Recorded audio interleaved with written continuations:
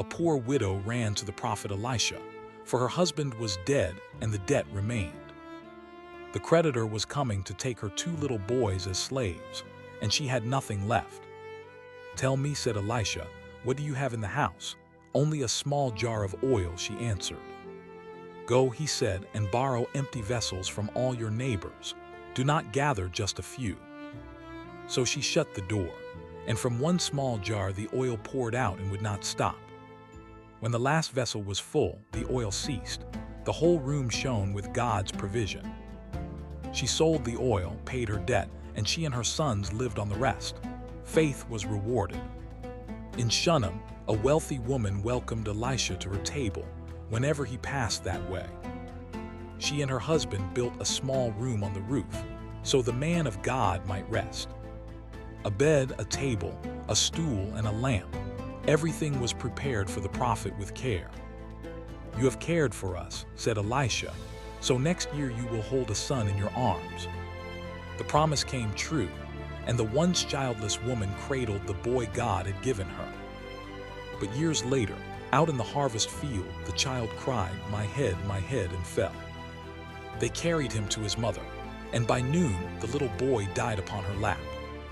She laid him on the prophet's bed, shut the door, and set out to find Elisha. She rode hard for Mount Carmel, driving the donkey on, telling no one her grief. She fell and seized the prophet's feet, and Gehazi could not pull her away. Gehazi ran ahead and laid the staff on the boy, but there was no sound, no life. Then Elisha went in alone, shut the door, and stretched himself upon the child and prayed. The boy sneezed 7 times and opened his eyes. The dead child was alive again. "Take up your son," said Elisha.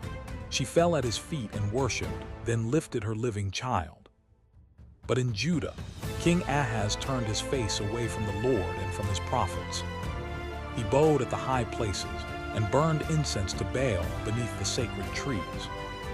He even passed his own son through the fire, copying the detestable practices of the nations.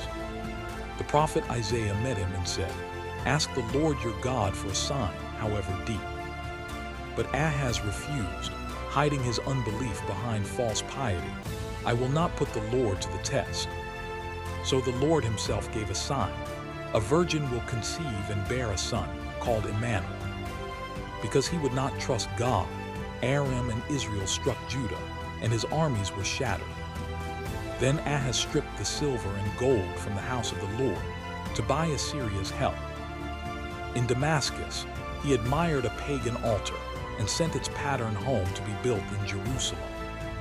He set the foreign altar in God's house, shoved the bronze altar aside, and shut the temple doors. 2 paths, 1 people.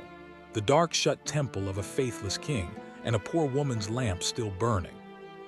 Thank you for watching. Please like and subscribe.